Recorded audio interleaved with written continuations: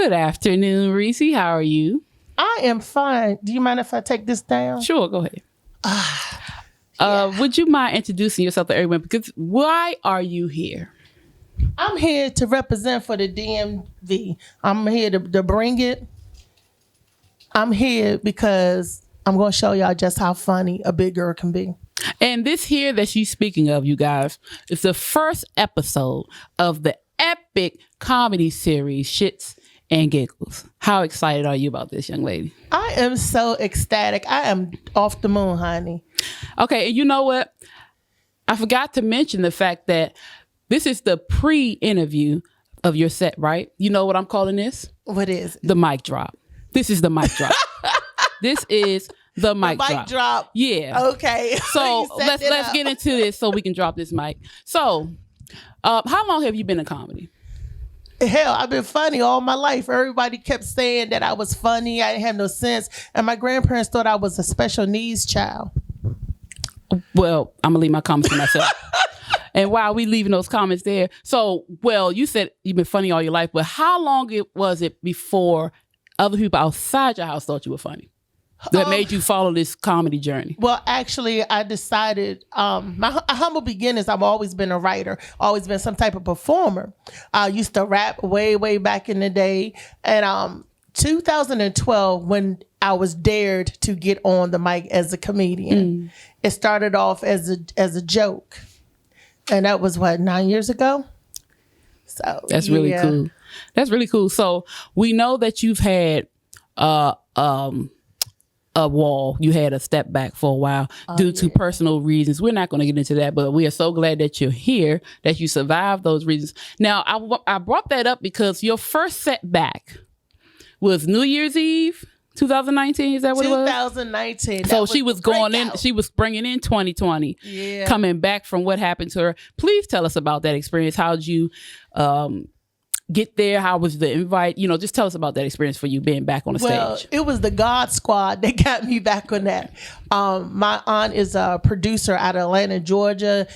She worked with a lot of local talent and church-based Christian stuff. And she said, hey, Reese, if you can get down to Norfolk, Virginia on New Year's Eve, I have an opening spot. You could open and warm the crowd up and introduce the main feature girls. It was like Sweet Baby Keita, Lady Q, and Miss B was there. Those were the featured comedians. And I was like, hell, okay, because I had family, to live down there. And they was like, okay, sis, this will be your first time back on the stage since, your misfortunate sit down. I'm going to call it my sit down. I had to sit back and reevaluate and come back. So since your sit down, how do you feel? I was scared as hell because it was over 1,000 people there. Yeah, I'm like, that's amazing coming from not doing anything and then you have a whole room, church full of people. Yes. So I can only imagine. And everything that I scripted to do, I had to ad lib because some things didn't go over. I just had to feel the crowd, to feel where I was at. So half the jokes was already, I write all my own jokes, by the way. Half the stuff was written and then half the stuff was just off the cuff. And the funny thing, nobody knew what was written or what was off the cuff. My brother saw me rehearsing. He was like, wait a minute, she just added that in there. Wait a minute, what was that? So it was awesome. I had almost all my family there that night before, brothers and sisters. This is on my dad's side. So it was cool. It was awesome. So needless to say, it was a success.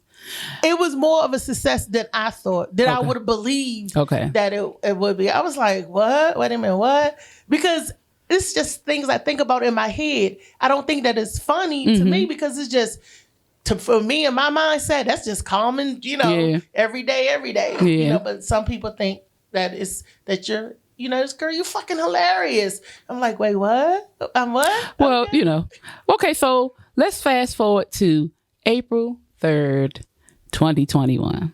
Here today. 3rd, 2021. You are doing our first set of Shit and Giggles. How do you feel about that? I got bubble guts. Do you? I got butterflies. To keep the bubbles in there for a little bit, okay? We can let you loose later. Okay. I got my diapers on. It's okay. It's okay. Okay. I woo him just for that. Because when y'all said shits, I'm like, oh, and here go my son. He talking your language now, Mom. He talking your language. Well, look, hey, and Cece, you starting already. So I'm going to say that we really appreciate you doing this with us. But before I close, I forgot you just had a recent accomplishment or a recent great celebration this past week. Outside of your son's 28th birthday, what happened this past week for you all? Jamarco Management. Mm-hmm. I signed with James Tommy Hollins. Jamarco Management. He's the CEO of Jamarco Management. First Lady Michelle Hollins. They signed me and DJ Sly Ty this week. And I also have a show, the Morning Mac Show, internet radio for the DMV, in case anybody ever want to listen in for some extra shits and giggles. Okay, so thank you so much for sitting down with me and doing our mic drop before the actual drop of the show. I appreciate it, and we're going to see you on the stage. All right. Can I drop it? No, don't drop the mic. You're going to have to replace it. Hello, it's me, y'all. Ruby Red. Psych.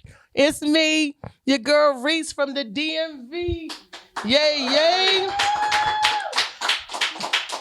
Now, you may be wondering why my big ass is sitting up here on this stool. It's because I'm tired than a motherfucker. I done walked up 3 flights of steps during COVID. I got asthma and my allergies fucking with me. And my producer studio is at the penthouse level.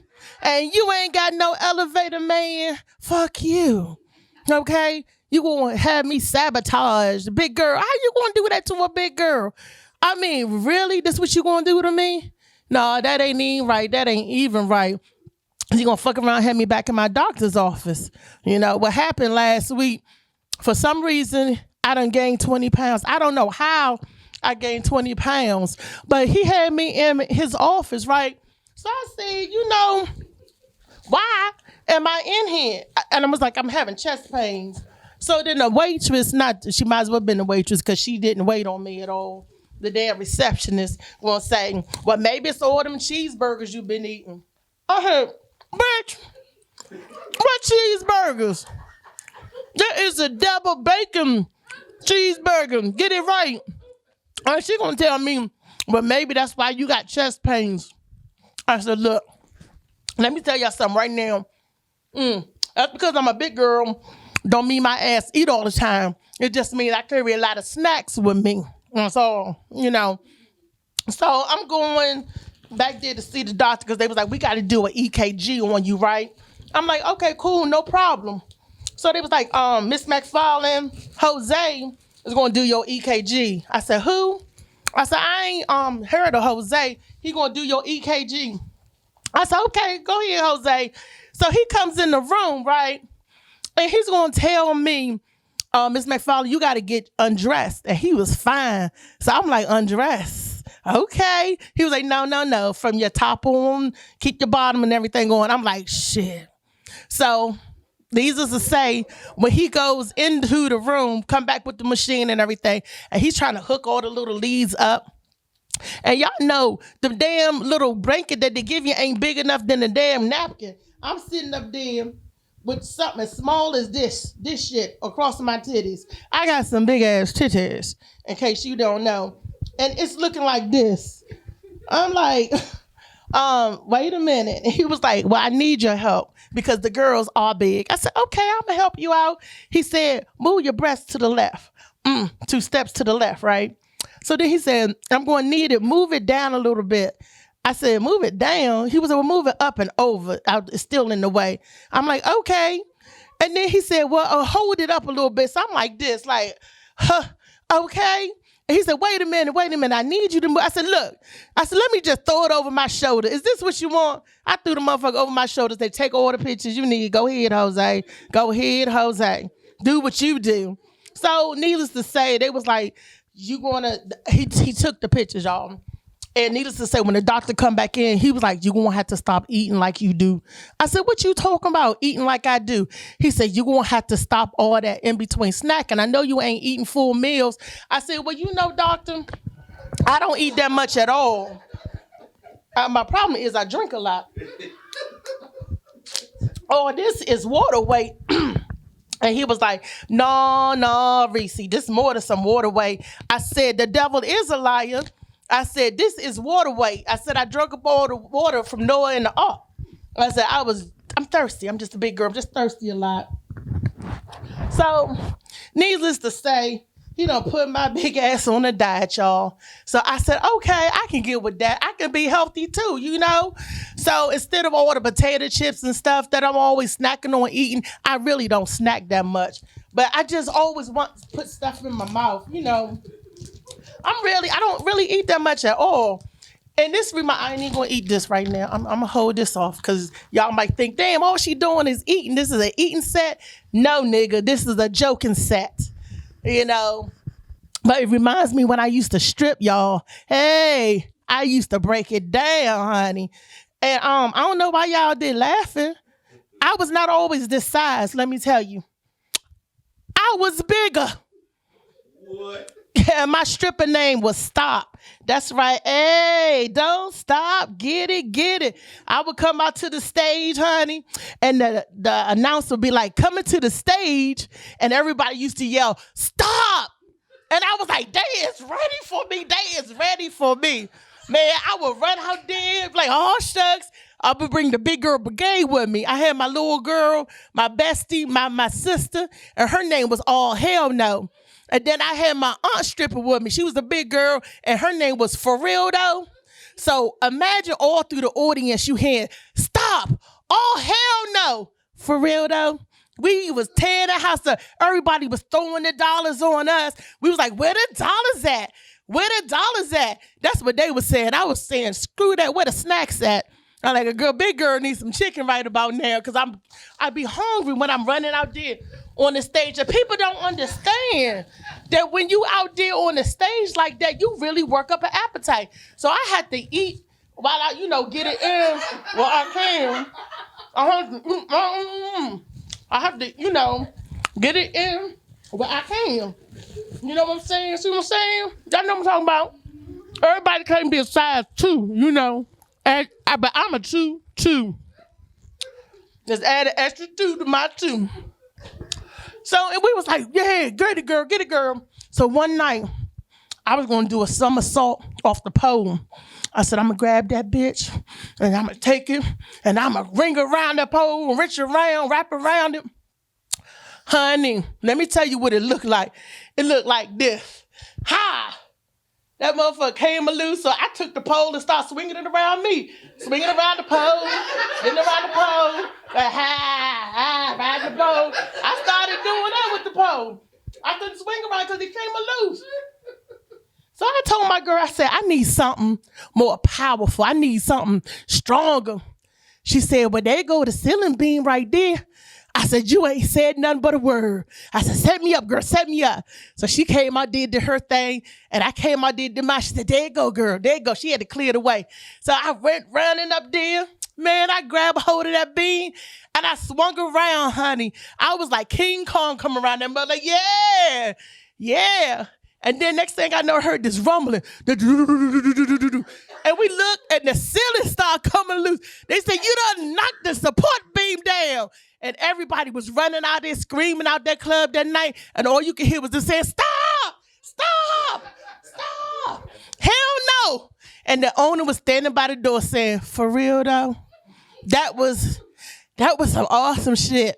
But they fired me the next week.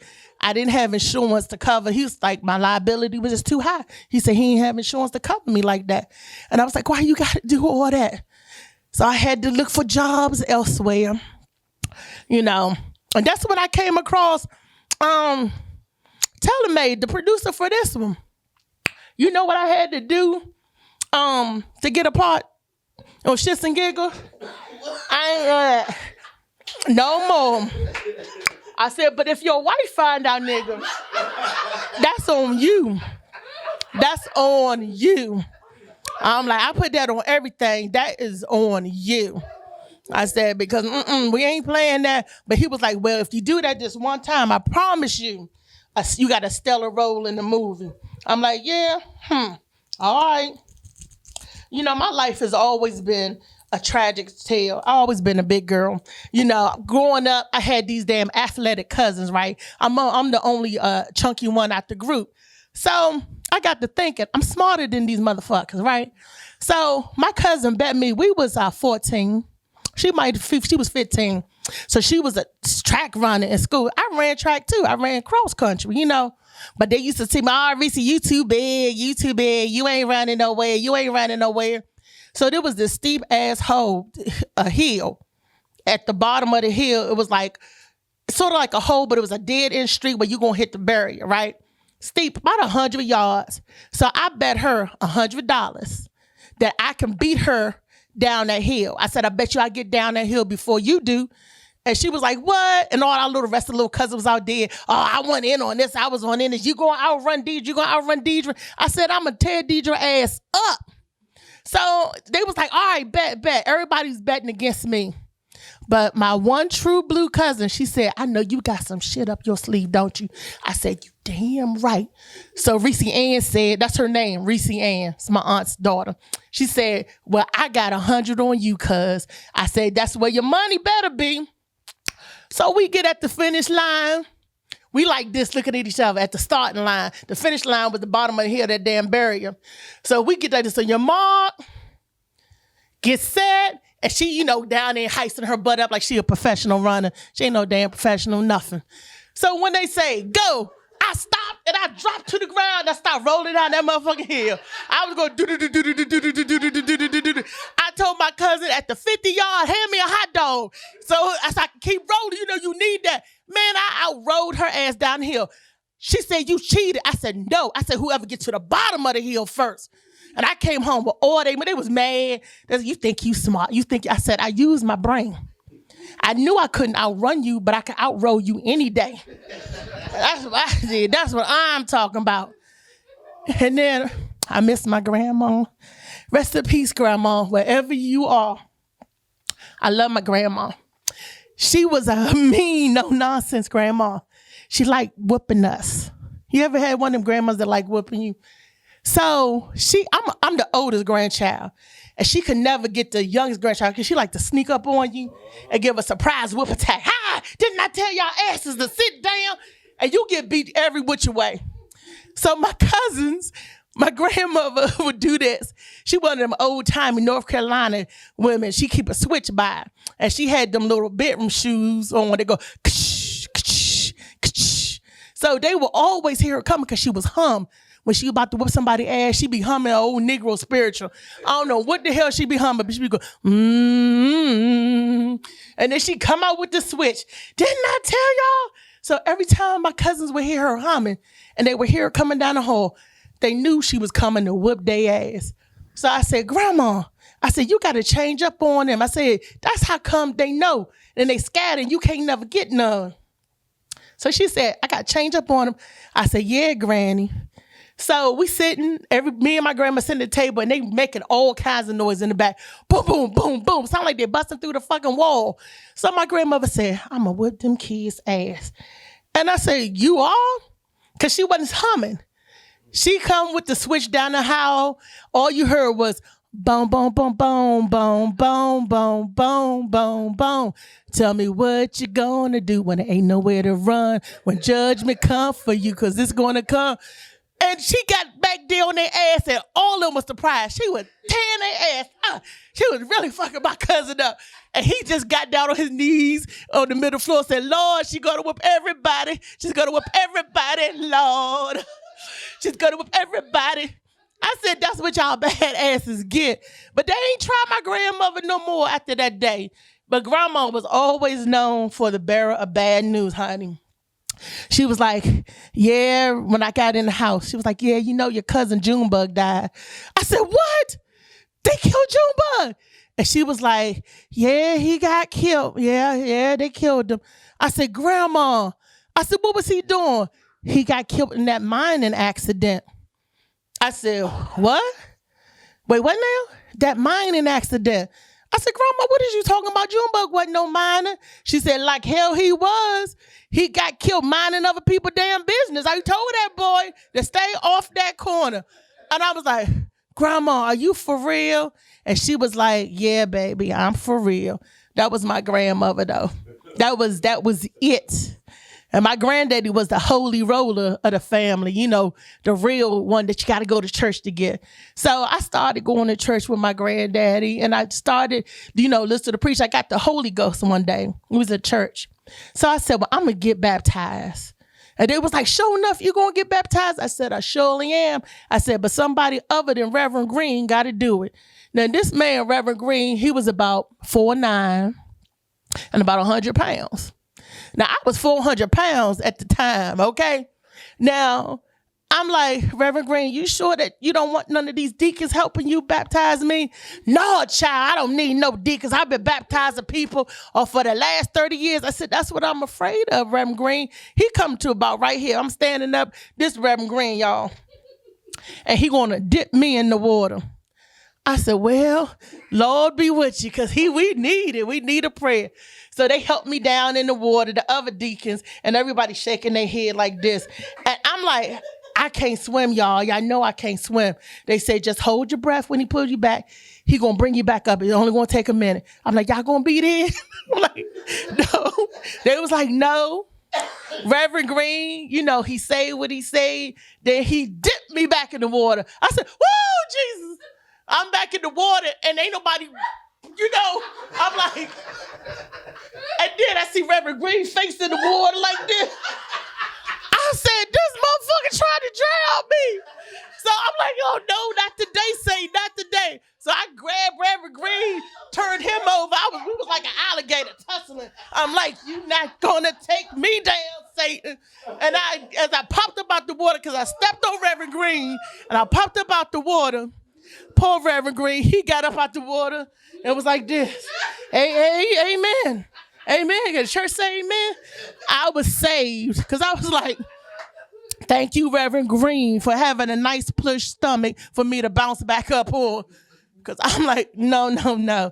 So we got on out the water. Needless to say, that was really, really, really, really something right there. I'm telling y'all, and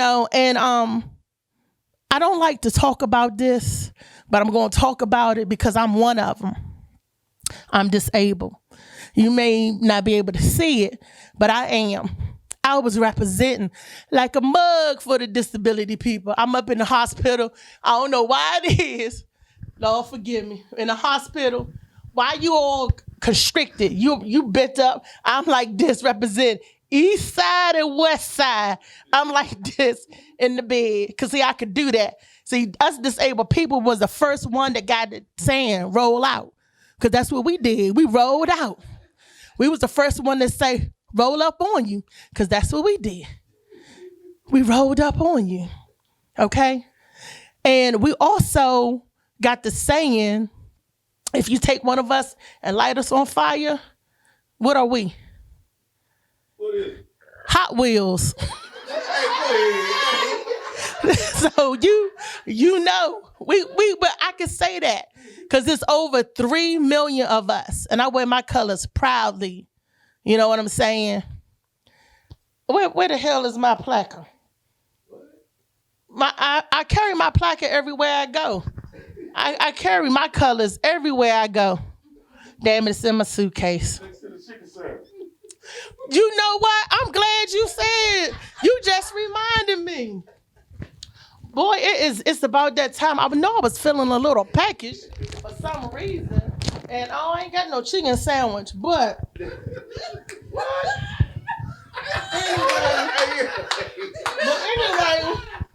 what I'm saying is, not all big people eat all the time, but we just carry snacks all the time. You know what I'm saying? Don't get it twisted. Don't get it twisted, people.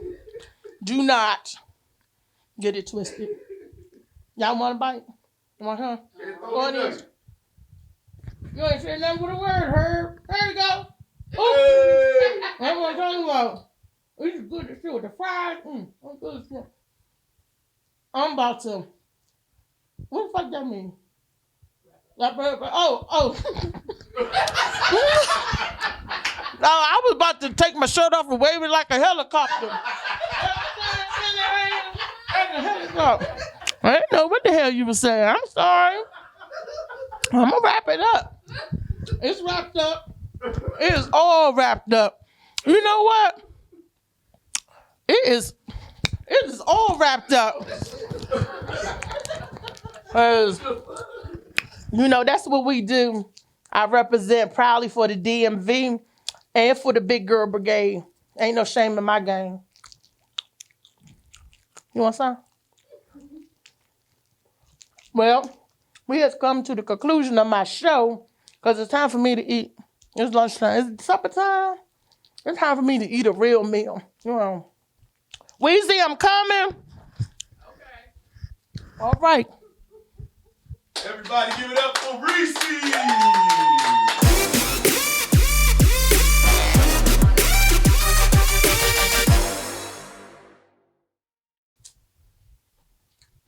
And another thing, y'all thought I was gone. Look, I know my girl Megan Thee Stallion and Cardi B. I love them. I want to talk about why the fuck they taking the BBW logo.